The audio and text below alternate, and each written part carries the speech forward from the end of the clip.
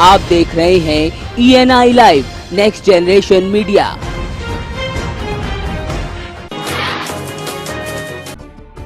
केंद्रीय गृह मंत्री राजनाथ सिंह देवरिया में जनसभा को संबोधित करने पहुंचे। यहाँ उन्होंने पाकिस्तान को आड़े हाथों लिया तो वहीं अखिलेश पर निशाना साधते हुए कहा कि अखिलेश कहते हैं कि काम बोलता है लेकिन दिखता नहीं है। उन्होंने कहा कि केंद्र सरकार ने प्रदेश के विकास के लिए पैसा दिया लेकिन प्रदेश सरकार उसका प्रयोग नहीं करती। बहनों भाइयों, प्राकृतिक आपदा कोई भी आती है तो उसके लिए जो हाई लेवल कमेटी है जो राज्यों को पैसा देती है उसका चेयरमैन मैं हूं। और बहनों भाइयों, मैं आपको बतलाना चाहता हूं, किसी की वो हो तो काट दे। इतना पैसा उत्तर प्रदेश सरकार को हम लोगों ने दिया है बहनों भाइयों कि किसी प्राकृतिक आपदा के बाद उत्तर प्रदेश को इतना पैसा आज तक नहीं मिला।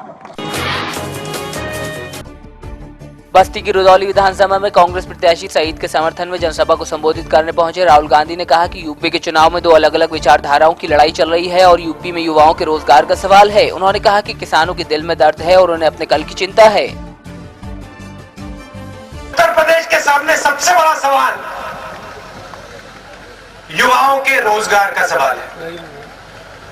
जब तक उत्तर प्रदेश के युवाओं को रोजगार नहीं मिला, नौकरियां नहीं मिली, तब तक ये प्रदेश आगे नहीं बढ़ सकता है।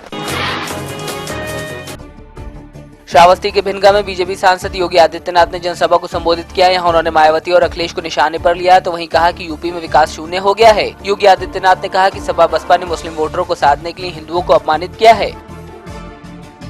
कीर्तन अपने घर में करेंगे तो माइक बजाने से रोका जाता है, डीजे बजाने से रोका जाता है। मैं पूछना चाहता हूं कि सरकार सभी पर्व और त्योहारों के लिए समान नीति क्यों नहीं बना देती है?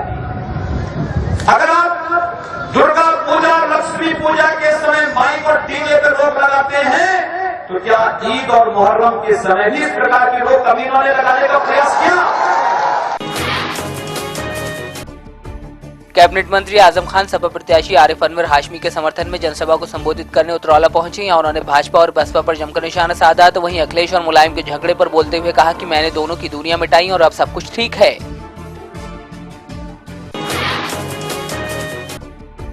मधुबन में भाजपा के राष्ट्रीय अध्यक्ष अमित शाह बीजेपी प्रत्याशी के समर्थन में जनसभा को संबोधित करने पहुंचे हैं। उन्होंने कहा कि उत्तर प्रदेश के विकास का खाका केवल भाजपा के पास है। उन्होंने कहा कि प्रदेश में बीजेपी सरकार बनी तो प्रदेश में बूचड़खाने बंद करवाए जाएंगे। उधर अपने भाषण में उन्होंने सपा, कांग्रेस और बसपा को जमकर निशाने पर लिया। अफजल अंसारी कहाँ गया?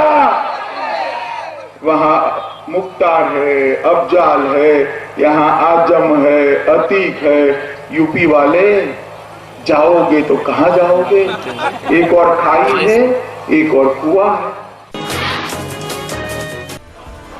एक तरफ जहां महाशिवरात्रि की खुशियां मनाई जा रही थी तो वहीं शिव की आराधना करके लौट रहे कांवरियों को तेज रफ्तार डंपर ने रौंद दिया जिसमें एक कांवरिये की दर्दनाक मौत हो गई जबकि एक गंभीर रूप से घायल हुआ है। मौके पर काफी देर तक आला अधिकारी नहीं पहुंचे तो लोगों ने जमकर बवाल काटा और लखनऊ आगरा एक्सप्रेसवे जाम कर दिया। कुछ देर बाद वहां शिवपाल यादव और औरैया विधायक प्रदीप यादव भी पहुंच गए। उनके आश्वासन के बाद लोगों ने जाम खोला।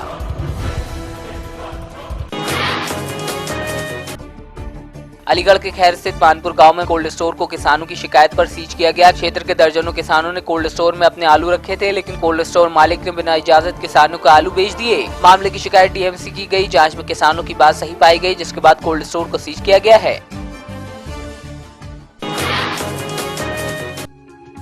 सुल्तानपुर के सूरापुर स्थित पंचमुखेश्वर महादेव शिव मंदिर में महाशिवरात्रि की धूम देखने को मिली। यहाँ भारी संख्या में पहुंचे श्रद्धालुओं ने दर्शन किए तो वहीं जलाभिषेक किया। ये मंदिर 500 साल पुराना बताया जाता है जिसको लेकर श्रद्धालुओं में खासी आस्था है।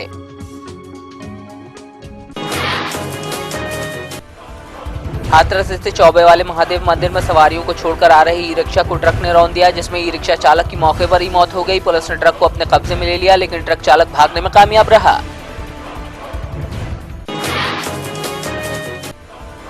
रुड़की के गढ़मीरपुर गांव से लापता युवक का शव गंगनहर आसफ नगर झील से मिलने के बाद हड़कंप मच गया। मृतक के परिजनों ने एक युवती के परिजनों पर हत्या का आरोप लगाते हुए रानीपुर थाने में मुकदमा दर्ज कराया है। फिलहाल पीड़ित परिवार का आक्रोश देखते हुए 2 लोगों को हिरासत में लेकर पूछताछ की जा रही है।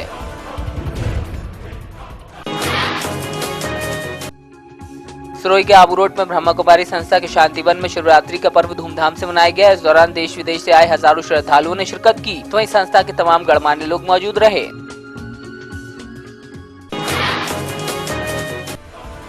दमोह में 2 भाइयों पर जानलेवा हमला किया गया, जिसमें एक की मौत हो गई तो वहीं लोगों ने शव को सड़क पर रखकर दमोह कटनी मार्ग जाम कर दिया। बताया जा रहा है दबंगों ने घर में घुसकर चाकुओं से दोनों भाइयों पर हमला किया था। फिलहाल आरोपी फरार बताए जा रहे हैं।